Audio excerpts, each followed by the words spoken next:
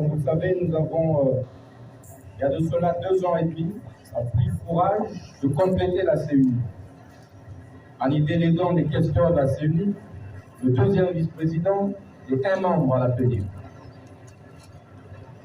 C'est grâce à l'engagement, c'est grâce à la lutte.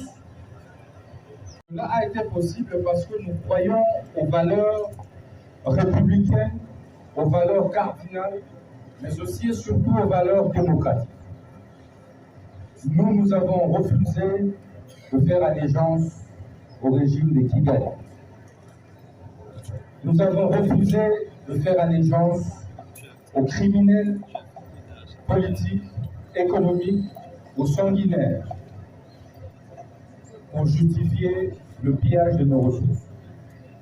Nous avons refusé de faire la rébellion. Nous avons refusé d'adhérer à la rébellion. Nous avons refusé d'être un mouvement d'opposition destructive.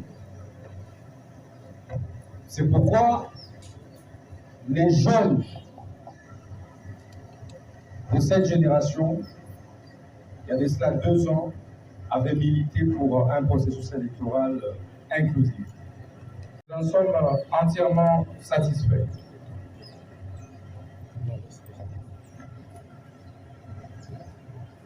L'opposition républicaine DIPRO est aujourd'hui la 2e force politique au sein de l'Assemblée nationale, grâce aux candidats de renouveau que nous avons alignés en 2023. Chacun des candidats a apporté une voix pour que nous atteignions le seul. DIPRO va présenter l'un de ses cadres comme porte-parole de l'opposition. Parce que simplement, nous ne voulons pas que l'opposition politique congolaise soit prise en tenaille par M. Paul Kagame. C'est ici le lieu de demander aux partis de l'opposition qui se disent réellement nationalistes de se désolidariser de tous leurs cadres qui s'affichent de manière ostentatoire aux côtés des Rwandais à Rutshuru. Et il est ridicule qu'un Congolais accepte de s'afficher se pointant devant un Rwandais qui tue les Congolais, qui pille nos richesses au motif qu'il viendrait libérer Kinshasa. Il va libérer Kinshasa entre les mains de qui? De Rwandais ou des Congolais?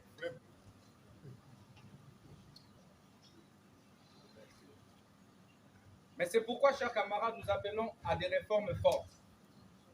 Entre autres réformes, nous invitons l'Assemblée nationale à vite adopter notre proposition de loi portant déchéance de la nationalité congolaise. À tous les Congolais qui trahissent la République, à tous les Congolais qui trahissent la cause commune pour laquelle nos pères d'indépendance ont donné de leur sang et de leur vie.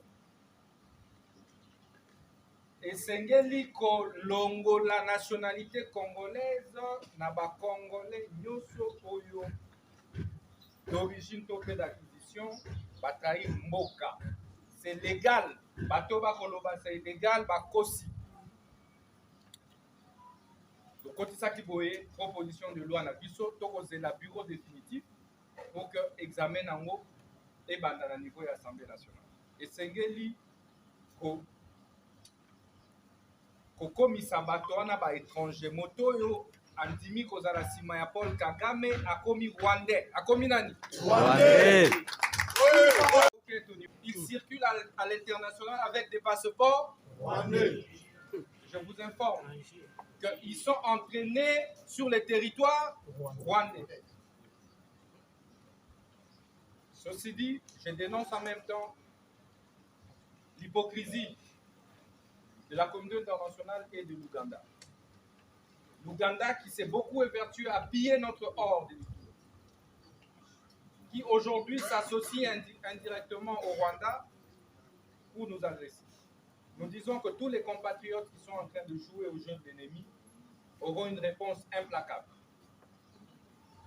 Il faudra, au-delà de toutes les peines qui sont prévues, et banni de la communauté congolaise. Donc 2028 sera une année déterminante, une année de bouleversement comme c'est le cas aujourd'hui au Sénégal. Demandons le président de la République à pouvoir cette fois-ci être rigoureux. La DIPRO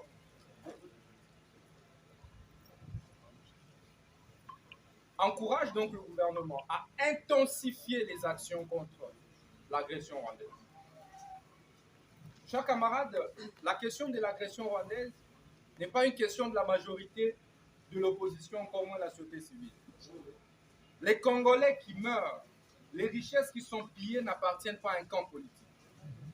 Et il est injuste de considérer que lorsque on défend la République, on a adhéré à la majorité au pouvoir.